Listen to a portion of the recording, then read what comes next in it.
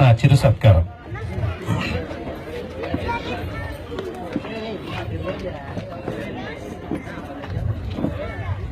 Sir అంత దగ్గర నుంచండి sir అంత దగ్గరకు వచ్చేసండి సార్ కొంచెం దగ్గరకు వచ్చి సార్ ఇచ్చేయాలి సార్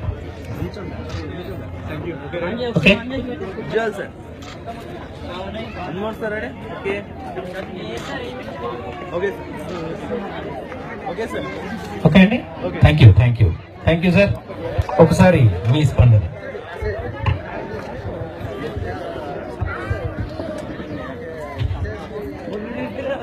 హలో, నా పేరు తిరుమారెడ్డి ప్రసాద్ రావు అండి. నేను లక్ష్మీ చారిటబుల్ ట్రస్ట్ ఫౌండర్ అండి. నాకు ఈరోజు ఈ శ్రీకాకుళం యూత్ అసోసియేషన్ నన్ను ఇక్కడ తీసుకురావడం ఫస్ట్ టైం నేను వస్తున్నాను. అండ్ దీనికి నాకు ముందు తీసుకొచ్చిన వ్యక్తి రవికుమార్ గారు, దీని ప్రెసిడెంట్ గారు.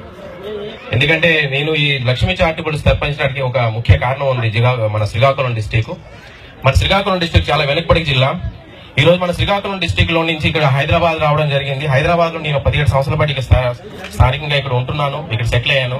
కానీ మన జిల్లా చాలా వెనుకబడి ఉంది. మన జిల్లాలో ఇప్పటికీ కొన్ని స్కూల్స్ కావచ్చు, హాస్పిటల్స్ కావచ్చు, చాలా వెనుకబడి స్కూల్స్ కూడా ఈరోజు సరిగ్గా నడవలేని పరిస్థితుల్లో కూడా కొన్ని ఉన్నాయి. సోయనా గ్రామం కూడా ఉంది. పాతపట్నం మండలం వెల్లియపట్టు గ్రామంలో ఒక చంపాపురం అనే గ్రామం. ఈ రోజు కూడా స్కూల్ స్టడీస్ కూడా చెప్పలేని సంవత్సరంలో ఆ స్కూల్ సంస్థ మోసేసి పక్క గ్రామాల్లోకి తరలి వెళ్లి ఆ స్కూల్ ని ఈ సేవ ఫోటోగ్రాఫీగా నడుస్తున్న స్థానంలో ఆ స్కూల్స్ పోరాటం కూడా స్టార్ట్ చేసి ఒక లక్ష్మీ చారిటబుల్ ట్రస్ట్ నా తల్లి పేరు మీద స్థాపించడం. నా తల్లి పేరు లక్ష్మి అండి. తన తల్లిదండ్రుల వల్ల నేను ఆ తల్లి నాకు కన్న వల్ల నేను ఆ తల్లి పేరు మీద స్థాపించాను. నా జిల్లా నా ప్రేమతోని ఈ రోజు ఇక్కడ నేను బతుకుతున్నాము, బాగున్నాము, డబ్బు సంపాదిస్తున్నాము కానీ ఇంపార్టెంట్ కాదు. నా జిల్లాకి నేను ఏం చేశాననేది, నా చుట్టుపక్కల ఉన్న గ్రామాలు కూడా అభివృద్ధి చెందాలి, నా జిల్లా కూడా శ్రీకాకుళం జిల్లా ముందుకి నడపాలనే ఉద్దేశంతోనే నేను వచ్చాను. నా డిస్టిక్ లో ఇప్పుడు కూడా స్కూల్స్ లో అడ్మినిస్ట్రేషన్ అవ్వచ్చు, ఇంకా హాస్పిటల్స్ అవ్వచ్చు, ఏవి కూడా సరిగ్గా లేని పక్షంలో ఈ రోజు ఏదైనా స్కూల్స్ లో ఒక స్టడీ చెప్పాలని టీచర్స్ కూడా సరిగా రాని పక్షంలో మేము కూడా కొన్ని స్కూల్స్ దత్తత తీసుకుని జరిగింది ఇంతకు ముందు. కానీ అవి సరిగ్గా నడలేకపోయాం. మేము హైదరాబాద్ లో ఉండడం వస్తున్నాం. అకాడమీ ఇయర్ నుంచి ఒక 10 స్కూల్ మేము జిల్లాలోని ఏ స్కూల్స్ మూతపడ్డాయో ఆ స్కూల్స్ మా లక్ష్మీ చారిటబుల్ ట్రస్ట్ దత్తత తీసుకొని ఆ స్కూల్స్ మా వాలంటరీగా మేము దాన్ని నడుపుతామని ప్రభుత్వం మనకి సహకరిస్తుందని ప్రభుత్వం కూడా నేను లెటర్ పెట్టాను. ఆ స్కూల్స్ మాకు శాంక్షన్ చేసిన తర్వాత ఆ స్కూల్స్ ఒక మంచి చెడు ఒక ప్రైవేట్ స్కూల్స్ లో యూకేజీ నుంచి 5th వరకు ప్రశ్న మొదలు పెట్టేది. యూకేజీ నుంచి 5th క్లాస్ వరకు ఇంగ్లీష్ మీడియం ప్రతి గ్రామంలోని మా ఎన్ని దత్తత తీసుకున్న ఏ స్కూల్స్ మూతపడ్డాయో ఆ స్కూల్స్ గ్రామాలని మేము ముందుకు తీసుకెళ్లి ఆ స్కూల్స్ లో ఇంగ్లీష్ మీడియం ఆ ప్రైవేట్ స్కూల్ ఎలా ధీటుగా స్టడీస్ చెప్తున్నాం దానికంటే బెస్ట్ క్వాలిటీ ఎడ్యుకేషన్ మేము మా ట్రస్ట్ ద్వారా ఇస్తాము, మా సంస్థ ద్వారా ఇచ్చి. ఇదే కాకుండా మా పాతపట్నం కాన్స్టిట్యుయెన్సీ నేను ఏదైనా విషయం ఏదైనా వచ్చినా కూడా ఇప్పటి వరకు నేను స్పందించాను. ఇదే కాకుండా మన జిల్లాలో ఇంత పెద్ద అసోసియేషన్ ఉండడం ఇదే నేను మొదటిసారి రావడం జరిగింది. ఇంకా మన జిల్లాలో ఏ సమస్యలు వచ్చినా కూడా మా ట్రస్ట్ ముందుకెళ్లి వాళ్ళకి సహకారం అందిస్తుంది. రీసెంట్ గా నేను ఒక వేరే జనం ఎన్ఎస్సి శ్రీరాములు అని పఠాన్కోట్ లోనో ఉగ్రవాదులో 3వ తారీఖు ఆయన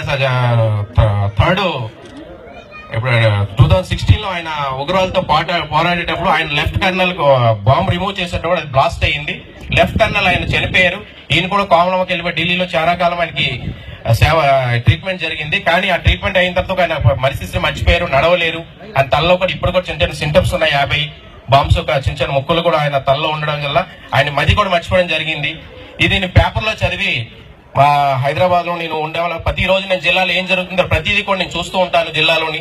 అందుకే ఆ ఉద్దేశంతో ఆయనకు ముందుకు తీసుకెళ్లి సీఎం గారితో స్పందించాను. సీఎం గారితో తీసుకెళ్ళడం జరిగింది అని చెప్పిన వెంటనే సీఎం గారు కూడా సానుకూల స్పందించి ఆయన 10 లక్షల రూపాయల ఆర్థిక సాయము, ఆయన ఉండడానికి ఒక స్థలము, ఆయన వాళ్ళ భార్యకు గవర్నమెంట్ ఉద్యోగం ఇస్తాను సీఎం గారు హామీ ఇచ్చారు. 10 లక్షల రూపాయలు కూడా శాంక్షన్ జరిగింది. 2 సార్లు నాకు సీఎం గారు అపాయింట్మెంట్ ఇచ్చారు.